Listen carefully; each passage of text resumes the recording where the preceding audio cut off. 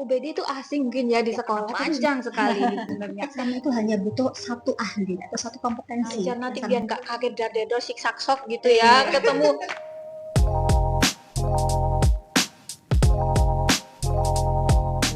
Hai Sobat Calon Guru PPG Prajabatan. Jumpa lagi dengan kita di Podcast Hore-Hore, hari-hari optimis, refleksi, edukasi. Nah, untuk hari ini podcast kita kedatangan tamu spesial nih dari guru-guru SMKN 7 Malang. Mungkin yang biasanya kita belajar di kampus hanya berjibaku dengan teori, hari ini kita akan belajar pengalaman nyata dari dunia pendidikan. Seperti apa sih situasi merancang atau mengerjakan sebenarnya? Nah, nggak jauh-jauh ya di sini nanti yang kita bahas itu dari pembahasan kita di kampus. Kemarin kita bahas tentang understanding by design. Jadi kita singkat UBD. Nah, UBD ini apa sih gitu ya? Kalau biasa kerennya itu kita bilang backward design. Kita merancang suatu pembelajaran, perencanaannya mulai dari tujuan dulu, baru skenarionya. Betul sekali, sehingga UBD ini akan menciptakan pembelajaran yang bermakna dan berorientasi pada pemahaman mendalam. Oke, nggak lama-lama lagi nih ya, kita langsung berkenalan dengan bintang tamu ya, bisa dibilang atau narasumber kita dari SMKN 7 Malang, dari tempat kita PPL.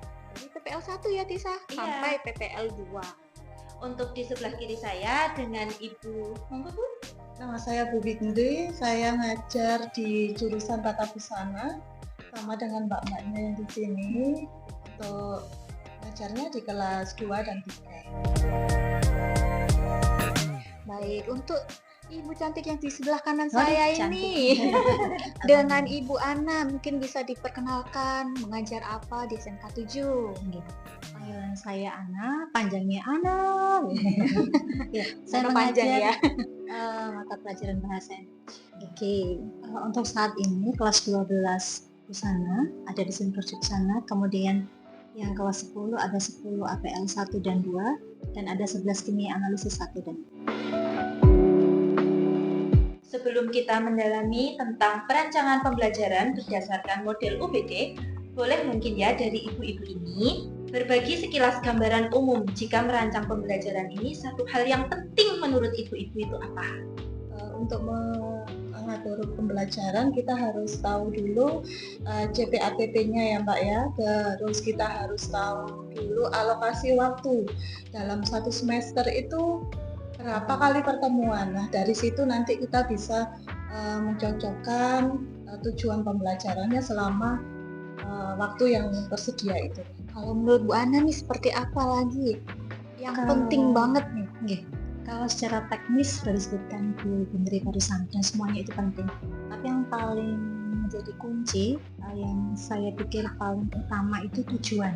Ketika kita hendak mengajarkan sesuatu kepada siswa, misalnya JP atau teks tertentu, kita harus pahamkan dulu kepada mereka tujuannya apa sih kita belajar ini tuh apa. Kelihatan banget ya ini sebenarnya udah implementasinya UBD nih. Mungkin UBD itu asing mungkin ya di sekolah, tapi sebenarnya udah dilakuin ya setelah kita lihat PPL 1, PPL 2. Oh ini sudah dilakuin nih, cuman namanya aja yang belum familiar ya UBD, understanding by design.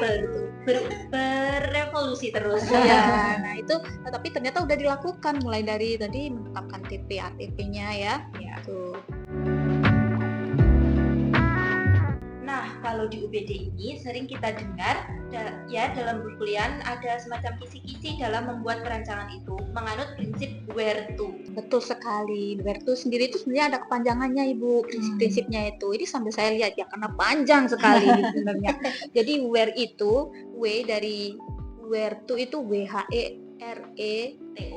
itu semua ada kepanjangannya. Untuk bagian where atau why itu berarti kita cari tahu nih tujuannya kita mau ngapain, pembelajaran mau ngapain, persis seperti yang Bu Bindi disampaikan tadi ya, menentukan TP ATP. Nah, habis itu ada H-nya itu hook itu untuk menarik ya, hook dicantol ya biar menarik, ditarik gitu ya, biar siswanya tertarik dengan pembelajaran kita. Lalu ada E, itu ada explore dan equip, jadi membekali siswa pengetahuan keterampilan, berarti apa yang kita ajarkan ya untuk memahami materinya. Ada testing dan device, memberi ruang untuk refleksi, berpikir kritis. Nah ini kalau di kurikulum Merdeka nih, berpikir kritis nih sering banget ya kita dengar, siswa harus bisa berpikir kritis dan memperbaiki pemahaman. Setelah itu Betul sekali, tahap selanjutnya itu ada evaluate. Menilai pemahaman dan kemajuan siswa melalui asesmen. Ada juga T, tailor, menyesuaikan pembelajaran dengan kebutuhan dan gaya belajar siswa. Lalu lanjutnya yang terakhir adalah O, organize, mengatur kegiatan dan waktu secara efektif untuk mencapai tujuan pembelajaran. Benar yang disampaikan Bu Bin, kita juga harus mengukur nih berapa lama sih kita jumpa dengan siswa untuk mencapai CPATP-nya. Kelihatannya banyak ya sebenarnya yang harus diperhatikan. Tapi saya yakin walaupun ini terdengar asing, tapi semua pasti dilakukan ya Bu selama pembelajaran. Betul sekali, tapi ada hal yang di luar teori yang terjadi dalam penerapan prinsip-prinsip itu yang hari ini akan kita gali dari tamu kita yang spesial hari ini. Betul tuh, banyak kejadian yang di luar ekspektasi ya. Ini kan cuma teori ya Bu, kita belajar nanti direspon anak bagaimana, ternyata tiba-tiba seperti apa. Nah itu yang akan kita gali ya. So teman-teman, calon guru PPG Prajapatan, jangan sampai lewatkan podcast ini ya. Jangan lupa sebelum nonton, like, comment, and subscribe.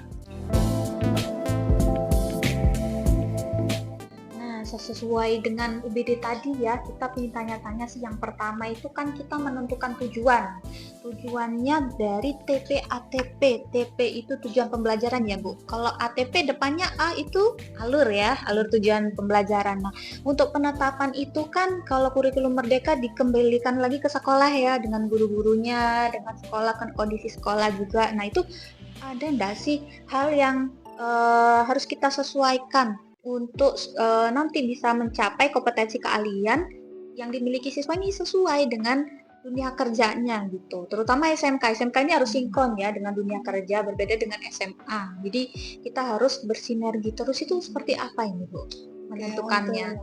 Penentuan tujuan itu kita kan sudah menentukan ya, sudah ada catatannya gitu kan. Tapi kita juga harus sinkronisasi dengan Dudi. Dudi itu mintanya seperti apa, pembelajaran di luar itu seperti apa. Jadi nanti kita temukan Dudi dengan pihak sekolah, kita atur lagi tujuannya, istilahnya disinkronkan ya, seperti itu. Jadi pembelajaran kita sudah sesuai sama permintaan dunia kerja. Saya penasaran nih, bagaimana dengan mata pelajaran normada? Seperti apa Ibu Ana mengajar di SMK? Apakah ada perbedaan untuk merancang TPA-TP-nya di kurikulum Merdeka utamanya di SMK yang berbeda dengan SMA? Untuk mata pelajaran, untuk SMK itu ada 3 istilah sudah belajar. Ada produktif, ini yang dipelajari sesuai dengan bidang keahlian atau kompetensi keahlian, salah satunya busana ini. Kemudian ada normatif dan adaptif. Normatif kalau kita ambil dari kata norma, berarti pelajaran-pelajaran yang mungkin mengarahkan atau membelajarkan siswa lebih ke pembentukan perilaku. Meskipun ini pada umumnya ya kewajiban semua guru, tapi kalau kita ngomong normatif berarti kita sudah bisa bayangkan pelajaran-pelajaran yang diampu itu berkaitan dengan pembentukan karakter atau perilaku siswa. Contohnya pendidikan agama seperti itu ya, atau pendidikan Pancasila.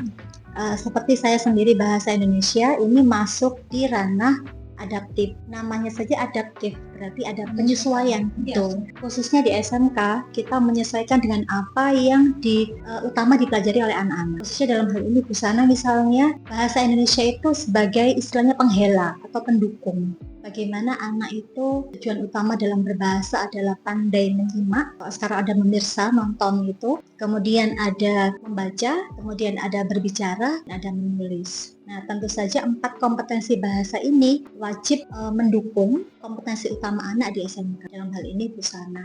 Jadi misalnya dalam realisasinya, kalau dia membuat produk di bidang busana, misal dia membuat apron yang cantik, biar berbeda dengan produk-produk di pasar, mungkin lebih identik, ada pernak-pernik, warna yang mencolok agar menarik gitu.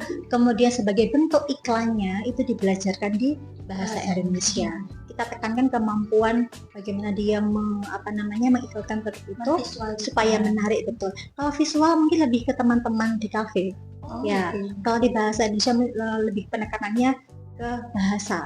Ya, jadi Tata bagaimana bahasanya. persuasifnya ya supaya anak-anak bisa disampaikan dalam bentuk tulis maupun dalam bentuk tulisan. Jadi harus tersinkron ya Bu. Betul, Walaupun betul. bahasa Indonesia, tapi kalau mengajar di DPB Di sana, ya istilahnya betul. harus tetap membahas tentang kompetensi kalian di sana. Betul, betul. Jadi harus Ya, ada kerjasama kolaborasi, ya, kolaborasi. betul. Kadang tuh anak-anak itu dengan tujuan pembelajaran nggak penting, kayaknya nggak relate, itu kadang biasanya nggak mau belajar nih. Nah itu sepertinya perlu dipicu lagi ya ketertarikannya melalui seperti yang Bu Bindri sampaikan, mungkin daerah sekitar gitu ya, lebih kontekstual ternyata ya untuk membuat anak-anak ini tertarik. Itu berarti ada nggak tips selain harus dikaitkan dengan sehari-hari atau harus yang lain gitu Bu, supaya anak-anak tertarik mau sampai ke tujuannya gitu.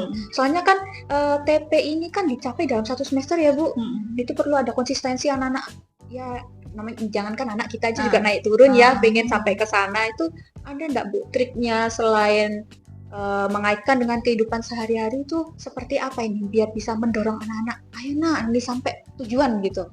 Apa harus selalu mengingatkan setiap malam besok mau pelajarannya, Apalagi ini anak remaja ya, SMK labil gitu, Motivasi. moody Ya. ya motivasi. Untuk membangkitkan mood gitu ya. Iya Misal, betul. saya ini nggak mau nih jurusan busana karena terpaksa gitu ya. Kita sebagai guru ya, kamu harus cinta dulu kayak gitu. Jadi kalau ada fashion show gitu ya, mungkin ajak lihat. Nanti tuh kalian bisa jadi seperti ini gitu. Jadi pembelajaran itu nggak harus di kelas ya. Jadi pembelajaran bisa di luar. fleksibel ya Bu. Ataupun bisa jadi karena kita SMK itu tujuan utamanya menciptakan pengusaha ya, wirausaha gitu ya. Jadi maaf, bukan ke arah negatif, mungkin money oriented. Jadi diberi gambaran bahwa mereka di sini bukan hanya sebatas belajar di kelas, hafalan, produk dikumpulkan, bukan, tapi orientasi jangka panjangnya dia itu bisa berproduksi, memberikan manfaat yang lebar, yang luas untuk kawasannya. Jadi memberikan manfaat Untuk jangka minimal panjang. dirinya dia sendiri. Betul, minimal Ketika dirinya sendiri, sendiri. betul. Berarti dikasih icip sedikit lah ya, kasih lihat kalau kamu udah sampai tujuan nih, benefitnya ini nih banyak betul, sekali ya. betul. Iming-iming lah ya istilahnya. Pelajaran SMK ya, tujuan utamanya kan bekerja. Betul. Atau dan kalau bisa bukan bekerja ikut orang, tapi punya cipta peluang dia sendiri ya, Nah, ownernya. Pasti dia bangga. Ownernya bukan pegawai. Bukan penjahit tapi Bukan desainer. desainer. Nah, ini mungkin bisa mengganti stigma mereka ya, yang awalnya penjahit, tapi bisa loh jadi Nggak desainer cuma dan lulusan penjahit, jadi pengusaha ya. Iya. Iya, betul. Nah, tadi kan sudah disampaikan ya bagaimana Bu Bindri dan Bu Ana ini bersikeras menyampaikan ke anak-anak, itu tuh di tujuan tuh ada ini nih, ada benefitnya seperti apa, bisa dapat uang, bisa dikenal ya, bisa dikenalnya bukan penjahit tapi desainer ternama, jadi pengusaha, influencer. Nah, apalagi anak sekarang lebih suka jadi influencer ya, uangnya banyak. Nah ini kita pengen tahu nih, kalau di sana ada ini, ada benefitnya, tapi selama proses ini kan yang kita nilai itu selama proses. Anak-anak itu harus tahu dan menghargai prosesnya. Selama proses ini gimana sih menjaga rasa penasaran anak-anak, kayaknya aku pengen ini nih, pengen ini sampai akhirnya bisa mencapai tujuan yang diinginkan. Ini menurut Bu Bindri seperti apa caranya yang pas buat anak remaja yang moodinya naik turun, ganti-ganti ya. Itu kadang bosan. Jadi insya Allah kalau di pelajaran tata busana ya, apalagi praktikum ya, jadi kayaknya bosen atau apa gitu minim ya. Karena kalau kita mengajar secara teori terus itu bikin ngantuk ya. Betul. Jadi teorinya dikit aja nih, nanti anak-anak langsung ke praktikumnya. Jadi insya Allah nggak akan nggak sampai bosan ya, karena mau bosan dikit ini dedel dulu. Nggak bisa nih, nggak bisa, besok harus dikumpulin nih dedel dulu. Nggak sempat bosan, harus cepat selesai gitu ya. Kalau menurut Bu Ana sendiri sebagai guru mengajar teori itu bagaimana Bu? Sepertinya kata kuncinya sama, anak itu harus bergerak. Bergerak itu artinya tidak diam di satu model atau satu kelas gitu ya. Sebagai contoh bahasa Indonesia, saya tidak memaksakan anak untuk tinggal di kelas di atas kursi di atas, belajar di meja tidak, tapi dia diizinkan untuk keluar. Misal menulis puisi misalnya.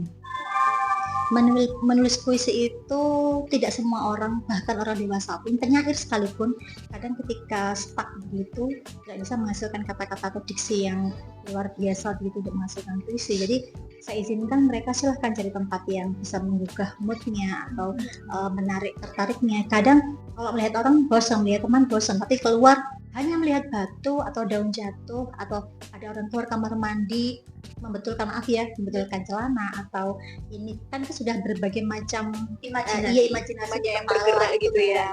Jadi dia bisa berkurang rasa bosan meskipun tidak satu kali waktu itu tujuan kita tercapai dalam pembelajaran. Pasti ada proses, mungkin hari itu mencari ide, menuangkan ide dan seterusnya. Kata kuncinya kata kuncinya bergerak itu tadi, praktik tetap sama halnya kalau kita desain itu ya, kalau desainnya di satu ruangan di kelas gitu mungkin boring ya. Iya betul. Jadi harus explore keluar.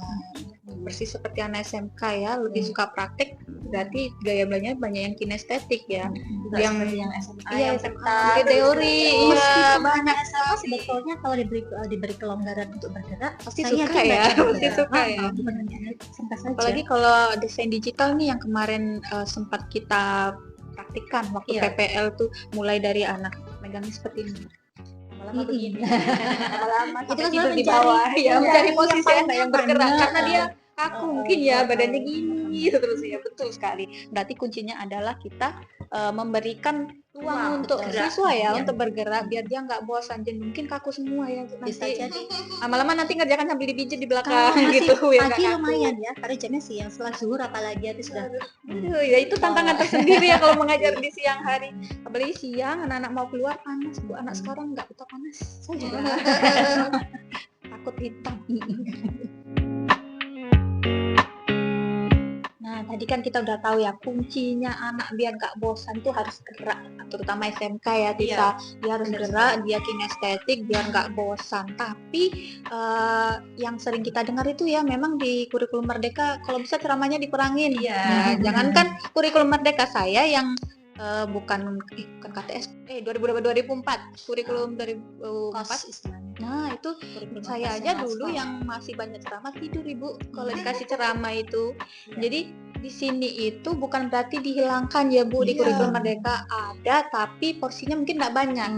Biar anak nggak tidur, biar nggak bosan, tetap bisa berpikir fokus, kritis. betul ya. Nah itu menurut Bu Bindi dulu nih, kalau praktek ada nggak sih porsi ceramahnya? Kalaupun ada itu ceramah itu sebenarnya seperti apa sih yang bisa membuat anak-anak tetap fokus ya? Biar nggak tidur kayak saya nih di kelas. Ya mungkin kalau di praktikum memang ceramahnya cuma sedikit ya. Jadi kita sampaikan tujuan pembelajarannya seperti apa, poin-poinnya aja. Jadi semisal nih kita desain habis ceramah sedikit nih langsung ke praktikumnya. Nah sambil praktikum nggak mungkin kan siswa gerak sendiri, guru gerak sendiri. Nah kita sambil dekati aja. Kita Belajar sambil praktek ya. Iya, belajar sambil praktek. Dan nanti di situ nanti ketahuan Mana yang paham? Nah, Oke. itu. Jadi teori itu nggak ditulis di papan atau ditayangkan aja. Ketika dia sudah mulai praktikum, Mendampingi, ya betul. pasti dia akan menemukan Kesulitan. kesulitan belajar. Nah dari situ nanti kita bisa menjelaskan. Bisa menggali lagi kemampuan Iya, siswa. benar. Jadi ceramahnya itu bisa langsung connect sama aplikatifnya ya, biar anak-anak nggak diaplikasikan. bosan. Ya betul-betul. Lalu pernah nggak kiranya di kelas Ibu Ana menjumpai siswa tidak dalam kondisi kondusif seperti tertidur, asik sendiri dan lain sebagainya? Kayak saya dong. Saya Sering. kalau saya nanti ujung pertanyaan pasti terus bagaimana kan Nah begitu betul, ya. Nah, gimana caranya membangunkan saya ketika saya tertidur. jujur ini benar-benar pengalaman saya sebagai siswa saya jadi saya selalu membenturkan pengalaman saya pribadi juga belajar dari pengalaman orang lain itu dalam menghadapi manusia termasuk siswa. Saya hanya berpikir mudahnya begini, sederhananya begini, ketika seseorang itu tidur berarti alasannya karena dia ngantuk ya. Saya selalu sampaikan kepada anak-anak, yang tidur itu kan bukan satu kelas ya. Kecuali kalau satu kelas kan berarti ada sesuatu itu. Kalau 1-2 orang, saya pastikan berarti anak ini mungkin satu benar-benar mengantuk, dua bisa jadi karena ada masalah. Saya biarkan dulu, saya nggak langsung kepada yang bersangkutan, tapi bertanya kepada teman-temannya sekitar. Kalau memang tidak ada masalah, berarti dia memang ngantuk. Dan saya beri kesempatan untuk tidur. Itu tidur bisa ditanyain kepada kelas gitu teman-temannya, saya berikan kesempatan tidur paling tidak 5-10 menit karena orang tidur itu kalau dibangun seketika itu rusak saraf-sarafnya Saya baru tahu. Jadi saya kalau tidur di kelas itu ya udah nggak apa-apa ya. tapi nggak apa-apa ya sebentar saja Sebentar. 5 menit ya 5 menit gitu saya biarkan. Setelah itu teman-teman pasti ada respon bangun gitu kan kalau ada tidur pasti kan begitu nggak Negur gitu ya temennya.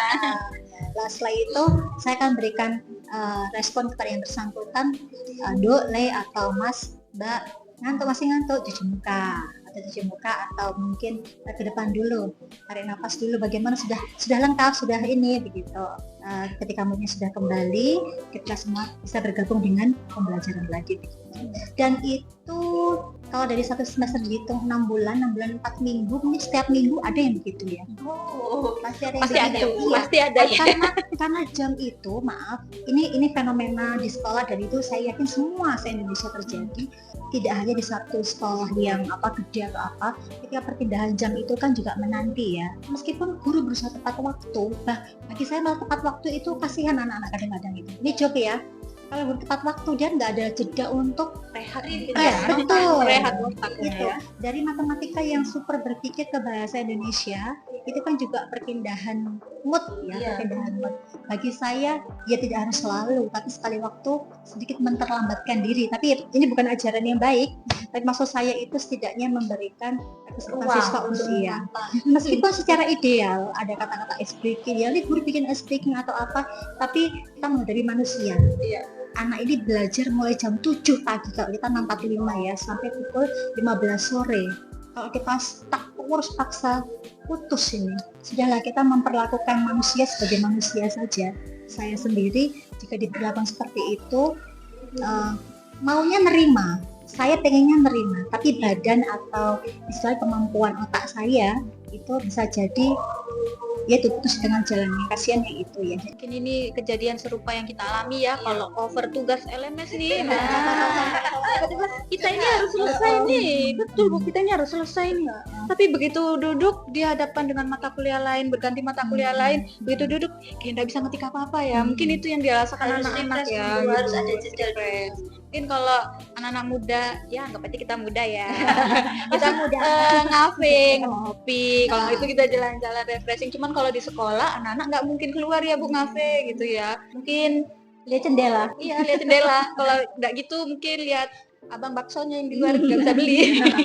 Nunggu pulangnya, ngecilok mungkin ya. Kalau kita ngopi gitu. Nah ini ya. Jadi memang cara menanganinya itu termasuk ilmu penguasaan kelas ya Bu. Yang mungkin kita nggak dapat ya itu kalau di kelas ya. Teorinya sih begini gitu. Tapi ketika prakteknya nanti seperti apa? Nah ini yang mungkin dosen-dosen sharing. Setiap harinya ngajar mahasiswa yang diharapkan selalu fokus kondusif ya. Sedangkan kita itu menjumpai siswa yang macam-macam untuk macam-macamnya. Jumlahnya banyak, 30. Berapa Ibu kalau di kelas? Ada yang 33, 36. Mungkin itu juga ya yang baru saya tahu, anak-anak ini butuh jeda ya, butuh jeda untuk berpikir, untuk bisa beralih juga biar di refresh. Ini mau ganti pelajaran nih, nah mungkin itu ya yang sering kita temui waktu LS ya, lesson study. Begitu kita merancang suatu RPP itu berdasarkan imajinasi absolut kita. Begitu ternyata kita masuk coba on time nih, LS kan kita harus on time, harus sesuai dengan durasinya. Begitu masuk, kok respon anak-anak nggak seperti ini nih. Nah itu. Tapi kalau semisal pembelajaran seperti itu pernah nggak sih Bu, kita sudah buat RPP, udah kalau kata orang Jawa tuh mending-mending lah ya, sudah sesuai harapan. Nanti anak-anak meresponnya seperti ini. Tapi begitu masuk kok seperti ini. Nah itu pernah nggak terjadi di Bu Bindri dan Bu Ana? Terus nanti ketika sudah tidak sesuai dengan RPP itu harus seperti apa di kelas? Mungkin dari Bu Ana. Kalau step di RPP itu seperti yang disampaikan oleh Mbak Yusrin tadi, pasti idealisme kita ya. Kita selalu berangkat dari teori tertentu mungkin, atau mungkin dari aturan tertentu secara step by step gitu. Tapi saya pribadi pada penerapannya itu lebih cenderung adaptif. Ya, menyesuaikan Betul. Mudahnya seperti itu tadi. Persepsi harapan kita kan anak sudah fokus, sudah oke, baik. Padahal di situ dari 30 siswa ada 1 siswa tidur. Kan apa yang kita harapkan sudah nggak sampai. Ya, betul. Terus apakah kita akan terpaku pada RPP ini? Jelas tidak, nggak mungkin. Mungkin untuk 29 orang siap, yang satunya akan kita tinggal. Dia juga punya hak yang sama berpendidikan, toh. Iya. Dia sekolah di tempat kita dengan harapan menerima hak yang sama, pembelajaran yang sama. Kalau kita nggak bisa istilahnya menyelami, kenapa anaknya seperti ini, gitu kan, nggak berhasil pembelajaran kita. Meskipun ukurannya katakanlah ya duduk salah guru, bukan salah guru. Dari 30 orang 29 berhasil, hanya 1 yang gagal. Tidak serta-merta itu keberhasilan kita sebagai guru juga. Ya jangan seperti itu. Kadang anak-anak yang seperti ini bahkan punya kecenderungan spesial, tapi karena something wrong begitu ya, X begitu, sehingga dia keistimewaannya nggak keluar. Lalu kalau di prakteknya sendiri nih Bu Fitri, untuk di desain dan produksi busana, pernahkah menjumpai hal seperti itu juga nih? Mungkin dari pengalaman Bu Fitri sudah merancang RPP tadi, tiba-tiba kok gini anaknya? Nah itu bagaimana sih cara batik setirnya nih gitu? Gini ya, kita sudah merancang dengan bagus nih ya. Terus kita ngajarnya di 2 kelas yang berbeda. Misal 1 kelas ini kelas pendiam. Nah, yang satunya kelasnya rame. Tiap kelas beda ya ternyata. Banyak yang bilang banyak yang bilang, kelas itu kok vokal banget. Nah, justru saya suka kelas yang vokal. Karena di situ anak-anak bisa explore, bisa kalau ditanya itu bisa jawab. Nah, kalau di kelas yang pendiam, yang pasif, bingung juga ini ya. Mau tanya dia ini paham nggak, dia bisa tidak terdeteksi ya ini anak sampai mana. Makin bertanya-tanya ditanya diam aja, paham nggak, diem aja kayak gitu. Kita tambah pusing, waduh nggak sesuai skenario ini kan. Berarti semakin anteng diem mana itu perlu dicurigai ya. Makanya perlu adanya apa diem nggak paham. Diam-diam menghanyutkan. Nah itu lanjut kemana? Dari situ kita lanjut ke praktik, sambil kita tanya kenapa, masalahmu apa. Apalagi kalau di jenjang SMK ini kan banyak sekali ya masalah-masalah anak SMK itu seperti itu. Ya, banyak sekali masalah yang ada di belakangnya. Mereka mengikuti mereka sampai ke sekolah ya. Sehingga tidak bisa konsen itu ternyata banyak sekali. Ada yang pilih keluar jadi supir angkot daripada ke sekolah karena mengerjakan tugas banyak. Dia bingung antara bayar transport, bukan bayar SPP atau apa, bukan. Transport ke sekolah ini bingung. Jadi dia pilih melepaskan sekolah dan pilih jadi supir angkot. Ada itu. Berarti banyak ya tantangannya itu cukup berat ya. Tidak hanya menyampaikan materi, untuk mencapai tujuan pun juga banyak ya. Psikolog. Temennya juga. Jadi menjadi ibu. Nah ini biasanya kalau orang awam sekilas lihat, oh ini soft skill anak-anak ini turun, padahal sebenarnya di belakang tuh banyak ya faktor yang mengikuti. Tapi pernah nggak dari Bu Bidri dan Bu Ana ini melihat kayaknya memang soft skill anak sekarang nih mulai turun gitu ya. Kita kerasa mungkin dari kinerjanya gitu. Itu menurut Ibu mengintegrasikan kinerja yang baik untuk mengasah ke anak-anak dalam pembelajaran praktek itu seperti apa Bu Bidri? Sebenarnya kalau dibilang soft skill-nya menurun itu tergantung pembawaan gurunya ya. Istilahnya dianggap nih kelas anak ini di kelas itu kelas yang low gitu ya. Ternyata kalau kita gali lagi seperti saya ngajar di DPP 3 itu yang identik dengan DPP 3 yang low, yang low ya. Ternyata bisa juga dengan dikasih motivasi, kamu tuh bisa, kamu tuh pinter loh, gambarmu tuh bagus loh. Dengan kata-kata seperti itu aja anak-anak itu Udah semangat lagi. nah ini Berarti harus di sounding berkali-kali gitu Benar. ya. ya mungkin di rumah tidak ada perhatian dari orang tua. Nah kita ngasih motivasi kayak gitu aja sudah Senang ya gitu. anak-anak. Love language ya Iya, katanya anak-anak sekarang itu. Pendekatan itu yang Iya, pendekatan yang paling utama ya. Nah, tadi kan Bu Bindi bilang lewat job sheet ya Bu, untuk menilai dia itu sudah paham atau belum, udah mencapai hal yang tujuan yang dimau atau belum. Nah, itu job sheet-nya itu sendiri itu kan sebagai patokan penilaian guru ya. Nah, dari guru sendiri itu penilaian yang dilakukan namanya start itu di awal semester dan terakhir ya biasanya semati. Penilaiannya yang selalu Ibu Bindri lakukan dalam praktek itu dilakukan berkalanya itu seperti apa Ibu sistemnya? penilaiannya ya biasanya berdasarkan tujuan yang ingin dicapai dulu apa, terus dia praktikum apa aja nih. Nah, nggak setiap hari kita menilai, enggak. Misal itu praktikum bisa diselesaikan 2 hari. Nah, itu periodenya seperti itu. Hari berikutnya Tergantung ininya ya, maunya apa yang diselesaikan. materinya, tujuannya. Seperti proyek borongan ya, borongannya berapa lama itu nanti ini proyek borongannya sebulan nanti nilainya di total sebulan seperti apa begitu ya. Nggak sampai sebulan. Sebulan nggak boleh sampai sebulan ya, Iya. jangan lama-lama kalau bisa. Kan ada nilai proses, nilai akhir. Nah, itu ya. Kalau di pembelajaran bahasa Indonesia bagaimana Bu? Hampir sama sebetulnya, karena sekolah itu kan punya pattern ya, punya pola penilaian juga. Jadi ada ulangan harian, kemudian ada penilaian tengah semester, terus ada istilah PSAT atau PSAJ gitu.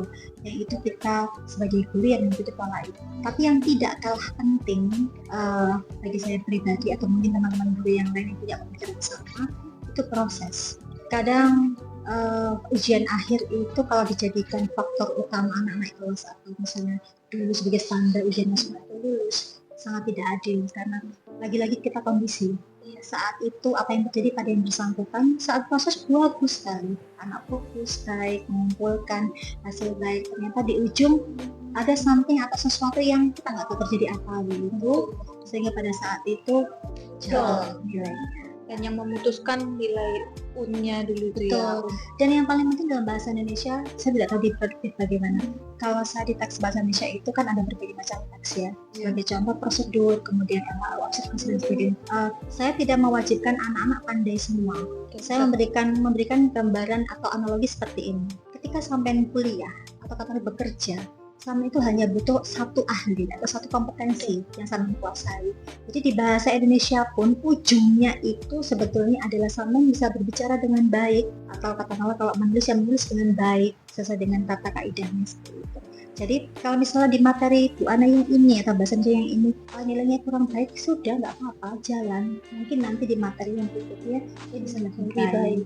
Ada anak yang bagus dalam lisan, tapi kadang ada anak yang introvert atau kurang mahir dalam berbicara, tapi tulisannya bagus, kaya sekali, touching atau nilai rasanya itu kita menulis malah keluar, tapi ketika berbahasa begini secara lisan dia kurang mampu. Nah itu lebih dikondisikan mana betul, yang betul. unggulnya. Dan saya Ya. bilang ke mereka, apakah sampean gagal bahasa Indonesia? Tidak. Karena pada akhirnya sampean itu cukup menjadi satu ahli atau ahli apa, ahli bicara atau ahli menulis atau mungkin ini desain. Nggak perlu banyak bicara, sudah desain yang bagus. Iya. Nah, mungkin ada yang pintar desain, Betul. pintar jahit, Nah, sesuai sama Jadi saya kemampuan mengatakan ya. Karena cara belajar siswa juga Beda-beda bermacam-macam. ya. betul. Kadang Ada yang harus maunya mendengarkan denger aja gitu, ada yang harus membaca gerak. atau mencatat. Kebiasaan di rumah kan sangat berpengaruh. Orang tua suka misalnya selalu ngajak nyanyi dulu. Jadi anak suka suara begitu.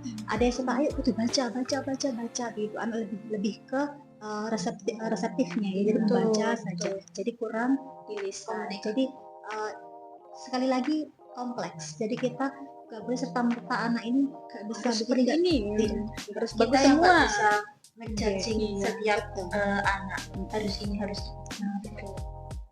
Oke. Oke, betul ya, seperti yang dikatakan Bu Indri dan Bu Ana, tiap anak ini beda-beda gayanya, beda-beda potensinya, dan itu juga berpengaruh ya ternyata terhadap hasil pembelajaran dan proses pembelajarannya. Ada yang suka ini tapi nggak suka itu, ada yang suka itu tapi nggak suka ini. Nah, itu pasti nggak asing ya kalau kita, sebenarnya kalau di sekolah juga nggak asing untuk istilah berdiferensiasi. Berdiferensiasi menurut kami secara teori kalau ditulis di RPP, oh iya tinggal gini. Nah, ini prakteknya di kelas itu seperti apa sih menerapkan diferensiasi? Anaknya banyak 36, gurunya satu, luas. Kalau mungkin kelas-kelas teori idealnya ya seperti itu ya ruangannya, tapi kalau di ruang jahit itu biasanya 2 kalinya lebar. Itu bagaimana kita menerapkan teknik diferensiasi kepada anak-anak dari RPP ini yang sudah kita buat. Mungkin ada yang pengalaman saya sebelumnya itu ada yang efektifnya seperti ini, tapi masih perlu diperbaiki di bagian mananya begitu untuk penerapan diferensiasi. Oke, diferensiasi sekhusus-khususnya, sedifferensiasinya itu pasti kita dihadapkan kepada 36 anak yang Punya masalah yang berbeda. betul, Sendiri-sendiri ya, 36 bermasalah. betul sekali. Kalau kita memaafkan ya, ini kalau kita ngomong idealis atau tidak idealis, 36 orang yang mendiferensiasi itu kita kan memberikan ajen kepada anak A, yuk ini berarti RPP-mu yang ini. Kalau kita bikin Iya, betul. betul. Ayo si A kamu RPP-nya yang ini karena kamu suka ini, nanti RPP-nya pakai ini. Nah, sebenarnya kalau sekolah umum tidak mungkin. Kalau saya bilang secara tegas tidak mungkin 100% diterapkan. Tapi terus kapan dong diferensiasi itu? Setelah ada masalah biasanya. Artinya kita berikan secara umum langkah pembelajaran rencana kita. Ternyata idealnya seperti betul. ini. Nanti ketika ada problem, ada betul. anak yang problem, nah ini menyesuaikan. Betul. Iya. Dan insya Allah ini bukan supaya pasti ada masalah, bukan. Tapi pada kenyataan selama ini kita membelajarkan di kelas itu ya, tidak mungkin tidak ada masalah. Pasti ada. Tidak mungkin tidak ada masalah. Pasti ada masalah. Sekecil apapun, hanya karena ngantuk saja itu sudah sumber masalah. ya. Sudah sumber masalah dan membutuhkan penyelesaian yang berbeda dari teman-temannya. Jadi kalau dikatakan penerapan diferensiasi, mungkin sifatnya kasuistik atau jadi kebiahuan harus kita memperhatikan. Kalau sudah beda-beda seperti itu, asesmennya itu seperti apa? Kalau misal di praktek nih, pasti praktek itu kan ada timelinenya, ini harus selesai, ini harus selesai. Nah itu ada yang Mencapai molor, ya ada yang TPA molor, yang lain. di Nah awal itu tadi. asesmennya itu Terus seperti ada. apa? Apakah harus Iya. dikhususkan? Kan kita udah tahu nih, ini sebenarnya anaknya bisa, tapi memang butuh waktu lebih lama dari Iya, teman iya. yang lain. Nah, itu bagaimana menentukan asesmennya? Ya, mungkin harus diturunkan standarnya ya. Jadi misal nilai 80 buat si A, itu belum tentu 80 buat si B. Dan nanti sistem pembelajarannya pun kita rancang sedemikian rupa sehingga anak yang kurang mampu bisa menyelesaikan sesuai dengan tujuan pembelajarannya tersebut. Mungkin strategi pembelajarannya. Ya, kalau di praktikum membuat busana koleksi gitu ya, itu kan dibuat per kelompok. Nah, Betul. anak yang merasa kurang dimasukkan ke setiap kelompok-kelompok seperti ini. Jadi nanti anak yang lebih bisa merangkul. Jadi tujuannya tercapai. Meskipun ini menjadi PR besar untuk rapot. Ya, Karena betul. begini, maksud Standarisasi saya, sama-sama betul. 80-nya seperti Betul. apa nih? Beda ya. 80 bagi anak yang standar dengan anak yang istilahnya diferensiasi ini pasti memiliki standar yang berbeda. Kalau arah kita diferensiasinya kepada yang pola ini ya, belajar ini tadi. Jadi perlu ada, ya memang harus ada ini ya, concern atau fokus khusus begitu, mulai dari awal sampai ending instrumen alat evaluasi dan penilaian itu sampai rapot-rapotnya juga detail gitu. Atau mungkin kembali lagi seperti rapotnya anak SD dulu ya, ada tulis Mungkin. tangan gurunya, Iya, banyak tapi sekali sekarang tuh ya. Bagaimana setting digital Semua sudah biar digital, bisa, ya. biar bisa Betul, tercover betul.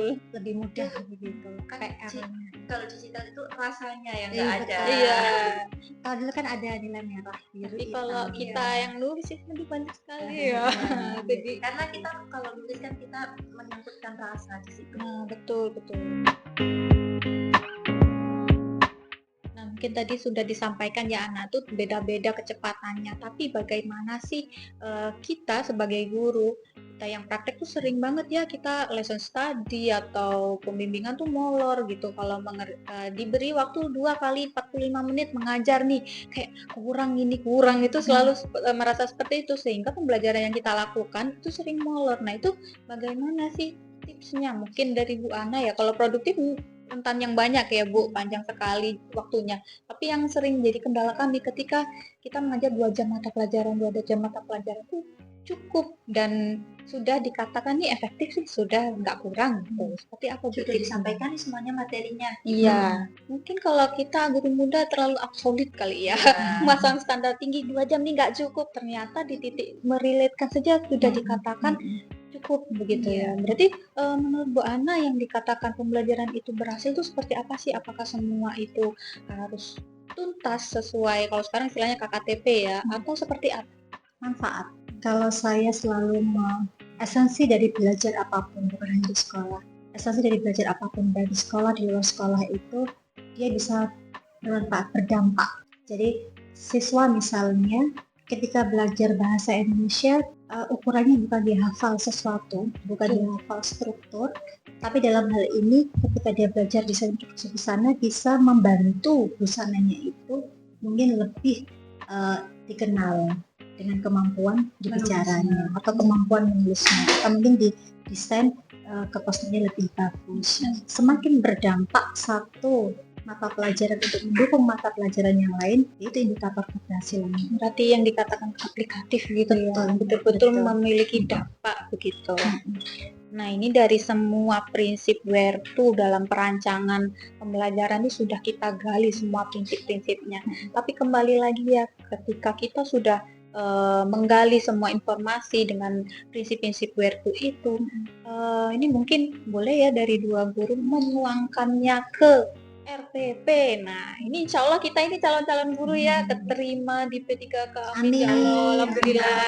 Nah, itu biasanya itu kita sering dengar selentingannya, administrasinya ini termasuk dengan perangkat. Nah, bagaimana sih tips yang mungkin pernah dirasakan, pernah dilakukan, menuangkan prinsip where to yang sudah kita gali sebanyak itu, ternyata di luar teori itu banyak yang terjadi ke dalam bentuk RPP itu seperti apa?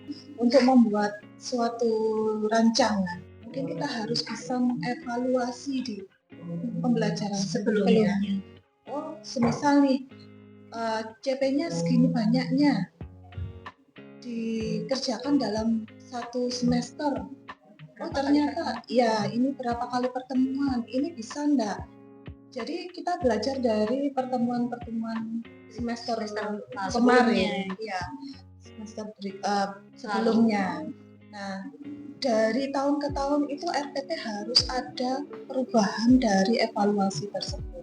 Ketika RPP itu hanya copy paste, itu tidak ada perubahan ya. Gitu sama kehidupan. Padahal nanya nanti ganti-ganti ya.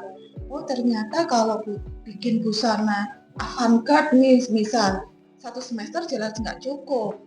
Oh ternyata kita turunkan grade-nya nih jadi busana koleksi yang ready to wear deluxe gitu ya. Kalau deluxe belum nyampe ready to wear aja gitu ya. Ya kita belajar dari pengalaman. Memang mengajar itu ternyata nggak bisa lepas dari jam terbang. Kalau kita masih pemula nih ya standarnya masih begitulah ya, perlu berkali-kali gitu. Selalu belajar nih, karena setiap masa atau anak itu ya selalu ada perbedaan. Nah itu persis seperti yang dikatakan kalau teorinya nih Bu di kelas bilangnya guru itu pembelajar sepanjang hayat. Ternyata kata-kata itu tidak semudah itu dikatakan. Bahkan aku pengen cepet ternyata balik lagi ke sekolah. Nah ini nanti yang ibu-ibu sudah senior ini aja ya, kita masih belajar lagi ya. Beliau yang di sini aja masih belajar lagi, apalagi kita baru masuk gitu ya, nggak bisa mendapatkan yang absolut lah istilahnya. Dan kita sampai di penghujung episode kali ini. Sebelum mengucapkan selamat tinggal, terima kasih banyak Bu Bindri, Bu Ana telah merefleksikan perjalanan diskusi kita hari ini tentang Understanding by Design atau UBD. Seperti yang sudah kita bahas, UBD mengajak kita untuk mendesain pembelajaran secara backward.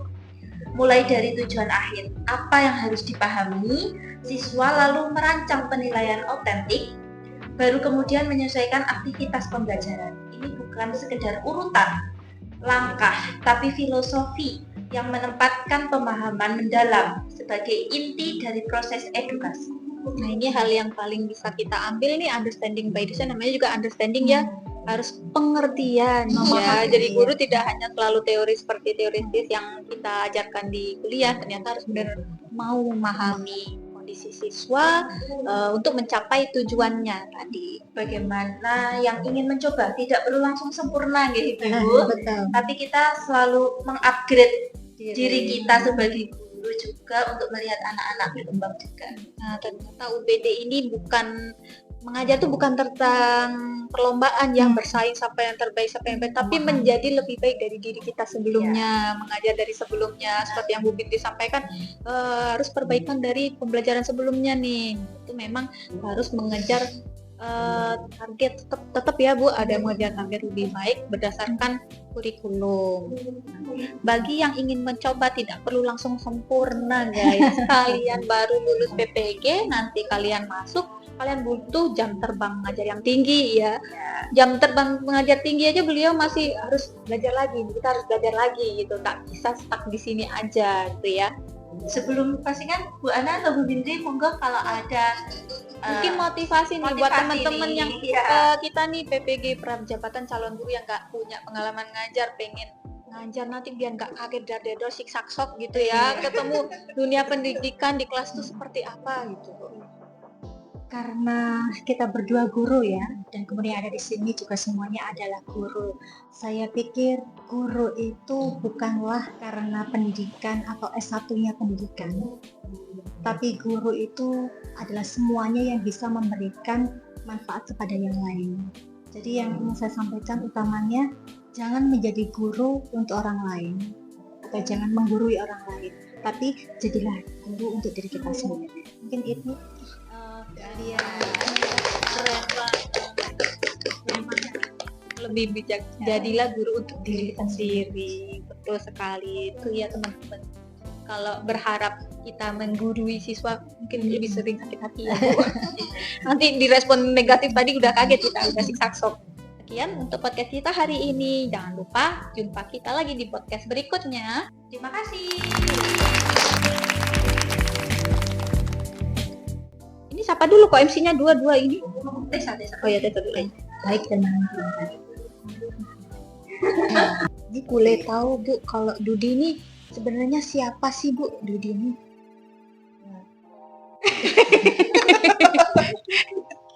Dunia usaha ya. Dunia usaha yang bekerja sama dengan sekolah gitu. Maksudnya bukan Dudi sembarang, mitra usaha. Pilihan sekolah. Iya, gitu. Ini dulu nggak ada di skrip, nggak ada di skrip. Aku lagi ngeblank itu pancingan. Iya. Gak